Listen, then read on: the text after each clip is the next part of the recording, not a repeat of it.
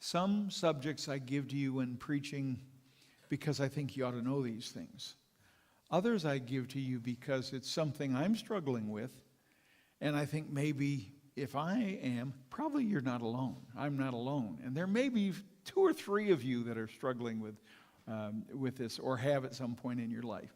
It's called the silence of God. You ever prayed and the heavens sounded like brass?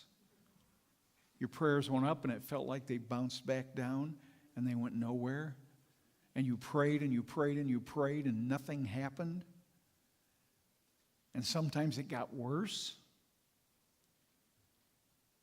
So what do you do when God is silent? Silence is good. I like silence sometimes. You know, if there's been a bunch of noise, Carrie, they're all gone, right? If the grandkids have been over and it's been real noisy, you know, because it gets that way. I don't know how we did it with 5 and 14 foster children. I don't know. We were nuts, I think. I don't know. But, you know, I love it when the grandkids come. It's part of being a grandparent. I love it when they go home. No. You know that, huh? Because after I've sugared them up, I send them to you, right? You know, there's a time when we love silence. You go to bed at night and you lay your head on the pillow and all the craziness of the day seems to drift off and you just kind of go into a quietness and God takes you into deep sleep. It's wonderful. There are times when silence is wonderful and there are times when silence is deafening. And when you're in the midst of a crisis, whether it's financial or relational or emotional and spiritual, or whatever that crisis is, change in life, whatever that crisis is, you want to hear from God. He's your creator, and you want to know that God is speaking to you and directing you and leading you. And one of God's best teaching tools is silence. And I hate it. Yeah. We'll talk about that. So here are 7 suggestions of things that I've learned that are helping me in the midst of silence. When you pray and God doesn't send the answer right away. You all know that's a thing about immaturity. When I pray, I expect God to answer it now. And He better answer it the way I want it. Right? I mean, we all pray that way. We tell God how to fix our problems. How dumb is that? At any rate, so here are 7 suggestions on silence. Is God silent? Let me tell you something. Again, silence is one of God's best tools. God promised in Genesis 3:15, it's called the proto-evangelium. Proto meaning first, like a prototype, and evangelium means the first giving of the gospel in Genesis 3:15. He promised a Savior, a deliverer. He promised that God would fix the fact that man had sinned and we were a mess. He promised He would fix that by sending a Savior. You know how long He waited? 4,000 years. I call that silence. You promise me something and then don't give it to me for 4,000 years? You know, the timing of God is impeccable. And I don't have time, but we could go through the whole thing as to why God chose when He did. The Roman Empire had conquered the world. There were roads everywhere for the first time in history. There was a reason why, and Galatians chapter 4 and verse 4 talks about that. In the fullness of time, God sent forth His Son to be born of a woman. He sent forth His Son. When? In the fullness of time. God has a fullness of time for everything you pray about. You know when my time is? Now.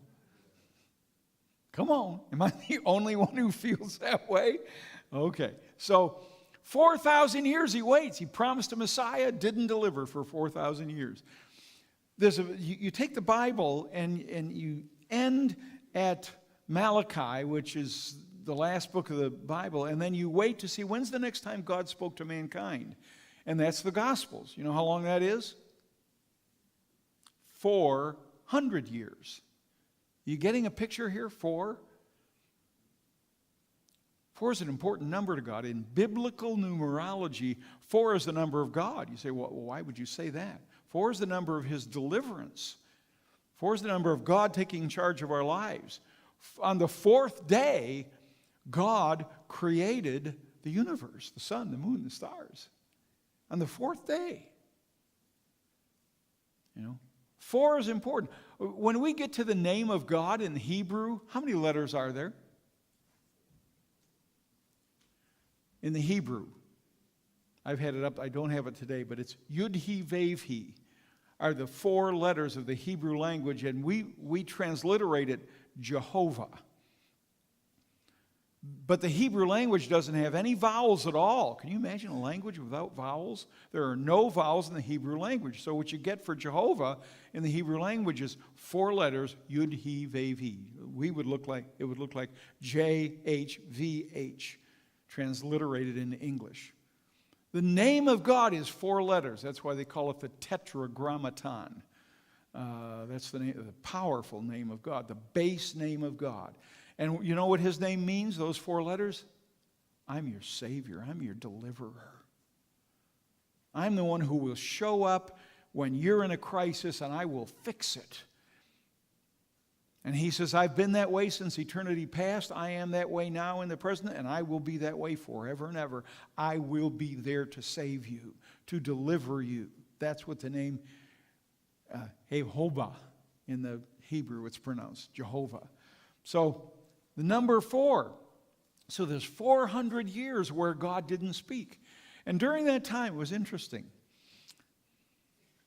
Do I have any fellow manipulators out there? You say, Pastor, I don't want to admit to that. I do. We want something a certain way, and so we'll try and bend and make it happen and twist and change circumstances and rearrange and have conversations with people and try and get them to see it our way. What is that called? Immaturity, childishness, self-will, pride. Those are not ways to get our prayers answered. Worked when I was a kid, throw a temper tantrum. Now, I didn't get away with those either. My mother had a broad hand. And she didn't care whether it went here or whether it went here. But she frequently applied the board of wisdom and knowledge to the seat of understanding. Frequently. So 400 years.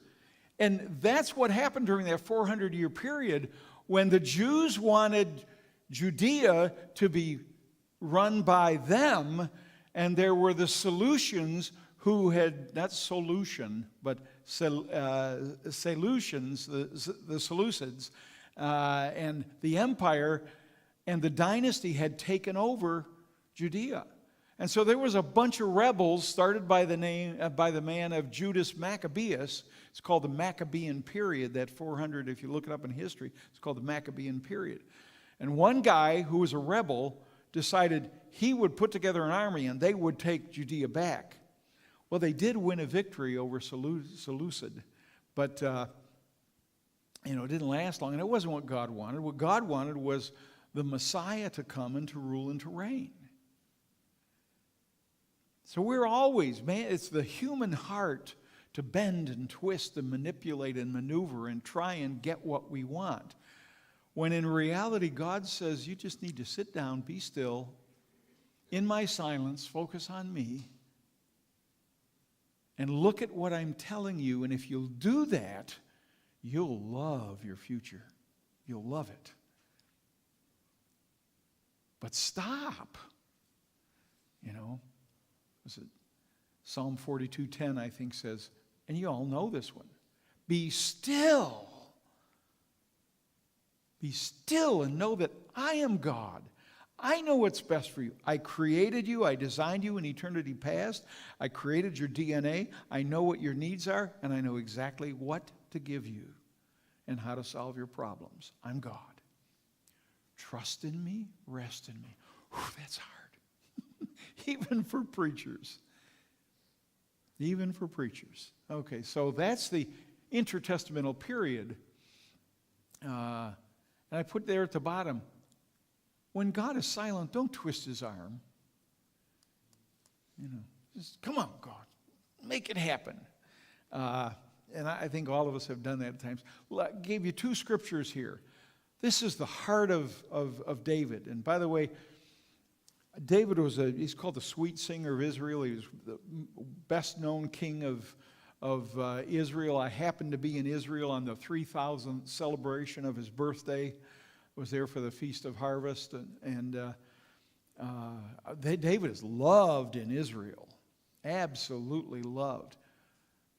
Do you know David was bipolar? David was manic depressive. High highs and low lows. But he learned the secrets in the middle of it. And so you say, why do you say that? Well, you'll see in a couple verses here of his. Oh, God, he cries out, do not be what? God, don't be silent.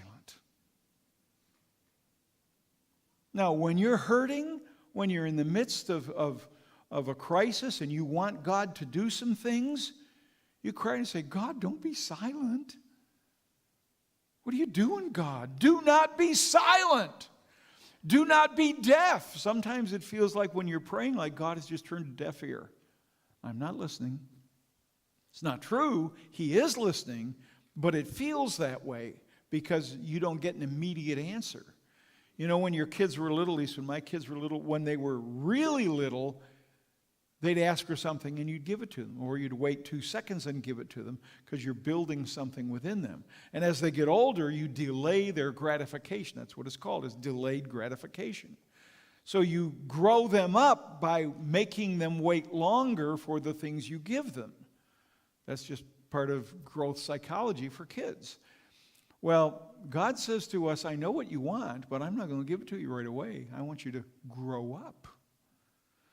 Oh, God, do I have to? Yeah. Emotionally, physically, spiritually. Do not be silent. Do not be deaf. God, do not be quiet. You created me. You know what I need. You see my hurt. Help me, God. Come on, how many of you have ever prayed that? Okay. All right. Here's another one of David's. Yep, going too fast. Wow. Psalm 28, verse 1. Now, it says it's a psalm of Asaph, but Asaph simply means that it came through a translator. David wrote it.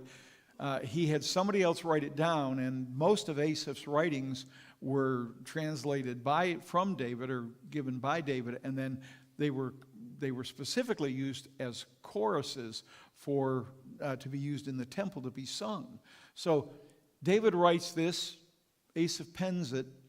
I pray to you, O Lord, my rock. God is our stability. Outside of Christ, there is no stability in this world. You understand that? You put your faith in money, you put your faith in a job, you put your faith in people, they'll always disappoint you. They're human, just like you. You know, you put your faith in anything except Jesus, anything, and you're going to be disappointed. So David says, you're my rock, God. You're the security that I stand on.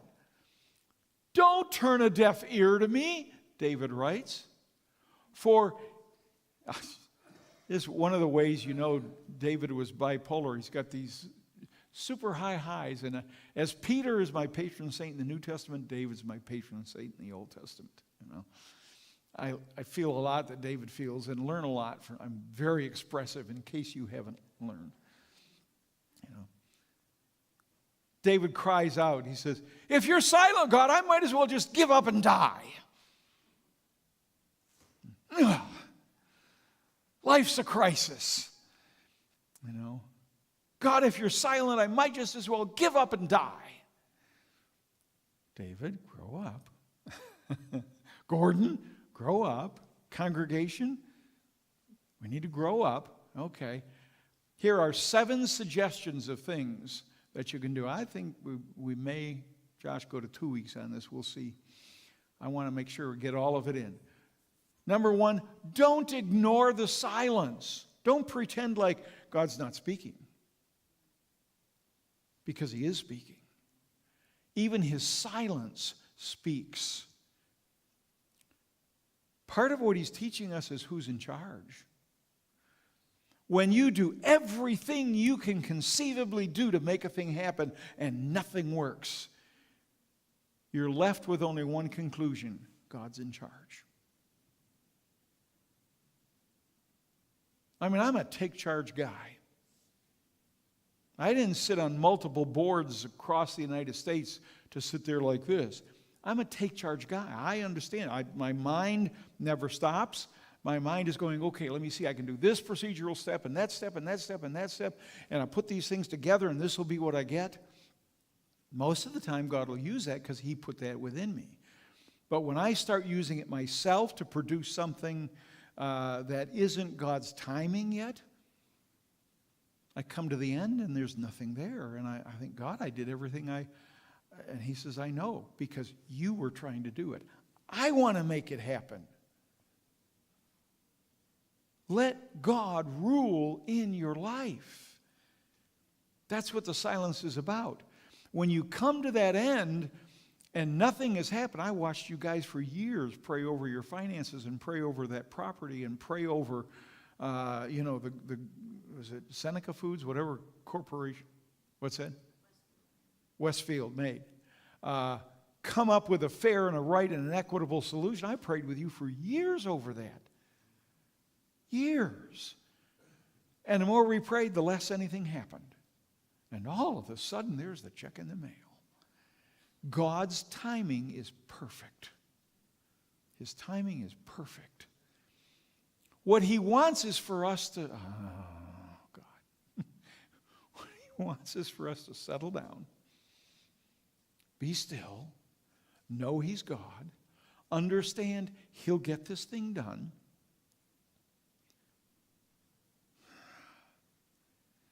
There are so many areas of my life where I'm living through this. I don't have a choice but to live through this. So many areas of my life. And some of you share some of those areas and praying for a son for decades. Goes from bad to worse. 0.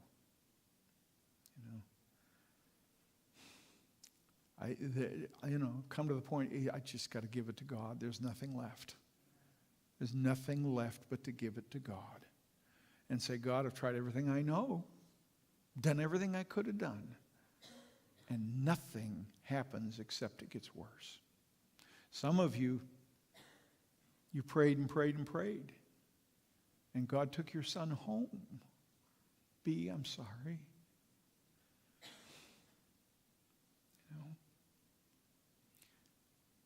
I was talking with Tom this morning. The natural order of things is that children bury parents. Parents don't bury children. I'm sorry. There are times when God says, just trust me. Just trust me. I've got this. And I often wrongfully say to him, yeah, me too, God, I got this. He says, no, Gordon, stop. Haven't you learned by now you don't have this? All right? So the first one is, don't ignore the silence. God is teaching us something in the silence. You know what he's teaching us? He's in control. How many here have a control issue? I think it's called the human nature. I want to be in charge. I want to make things happen. I want to set the goals. I want to do this. I want this to happen in this time frame. And God is saying, sometimes my silence is just me telling you, Gordon, you think you're in charge. Got another joke? Because you're not. I'm in charge. And things will happen at the speed that I want them to happen. And you know what, Gordon? That's what's best for you. You're going to love what I did when I give you what I'm going to give you, or do what I'm going to do, or change the situation the way I'm going to change. You're going to love it. So, Gordon, relax. Relax. Am I only preaching to me, or are there just a couple other folks out there? Okay. All right. So, don't ignore the silence. Stick close to God. Keep your eyes on him. You know what the scripture says? He leads us with his eye upon us. He leads us with his eye upon us. Most of you know me well enough to know by now that if I talk to you, I don't want to look at the back of your head. I don't want to look at the side of your face. I want to look at you eye to eye. Because the eye is the window to the soul. As a pastor, I want to know what's going on in your soul. I want to be able to see if somehow I can bring the life and the love and the comfort of God to you, and I won't know what to do if I can't see your eyes, if I can't read what's going on. Sometimes there's hurt, sometimes there's pain, sometimes there's anger. As a shepherd under Jesus, I need to see what's going on in your soul, and I do that through your eyes. Relationships, we do that with each other because I need to know what's going on. You know? So, stay close. When God is silent, look at his eyes. Focus on him. What is he saying? What does he want? What is he telling you? Maybe he's not giving you the answer, but he may be telling you something to do to get there. You know? All right? Most of you know, for 20 years I taught college. I was a college professor. 3 semesters a year for 20 years, I gave tests. You know what the teacher does when he's giving a test? Absolutely silent. Why? Because I spent the first 4 weeks of the semester teaching and teaching and teaching and giving them textbooks and telling them, read this and do this and write these assignments. And so now they're here and they're a quarter of the way through the semester, and I say to them, okay, time for a test. What they need to do, and I'm silent, what they need to do is to go back to look at the teacher. What did he teach you? What did he say? What did he have you read? What did you hear him say? And all that will be on the test. Can I be honest and tell you that a good teacher never tests his students on something he hasn't taught them? Let me explain that. God is not a masochist. He's not going to give you a test in an area that he hasn't taught you. Does that make sense?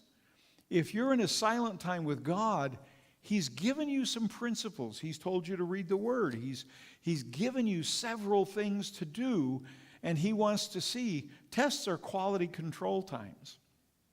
Worked in a factory to put myself through college, RCA, you know. And we'd pump out 1,600 color television tubes in a night, package them up, and the guy in the white lab coat would come over. He was called quality control. And he'd come over and take 1 or 2 off, and he'd test them, and if they didn't test right, he'd take the whole rack of 24 tubes and say, that one failed. Put them back on and fix them. You know, we hated those quality control lab guys. Do you know that's what God does with us? He says, Gordon, you can tell me all you want that you believe this and you're there and here's where you're at. But until I test you, I won't know. Does that make sense?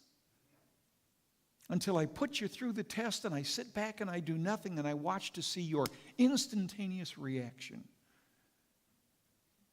Are we changing? Are we growing? Are we becoming more patient? I am. Bruce, I don't have a choice. I'm at the point where I need to get patient.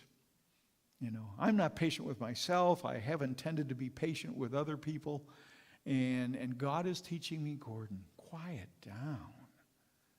Slow down. Be patient. You're human. Other people are human. Relax. Am I the only one? Okay. All right. That's number 1. And we're at 5 of. Josh, we're definitely going 2 weeks. Is that okay, Josh? Yes. Yeah. I know his schedule and what he's going through, and he's saying, please, Gordon, next week too. Number 1, the number 1 thing to do is to focus on God. No, he's not saying anything, but he's brought you to that point where he's taught you so much. Just live out what he's teaching you. Just live it out. Boy, that's tough. We are American believers, and American believers actually think that it's what we believe that matters. What we mean is what we give mental assent to. Oh yeah, I'm a Christian. I believe in the virgin birth. I believe in the deity of Jesus. I believe that he died on the cross for my sins. Yep, I believe in the resurrection. I believe in all those things. I'm a Christian. What God is calling his church to do is to live out what they believe in a day by day by day, instant by instant, millisecond by millisecond choice. Choice after choice after choice. Situation hits me, my response is supposed to be, what do you want, God? What does your word say? What have you taught me already? I can tell you I'm learning. I can tell you I'm growing. I can tell you I'm excited about it. But I can also tell you I'm a long way from being there. I suspect we'll get there together. It's called the rapture. And then we'll all be perfect. Oh, Lord. Wow. That's number 1 out of 7.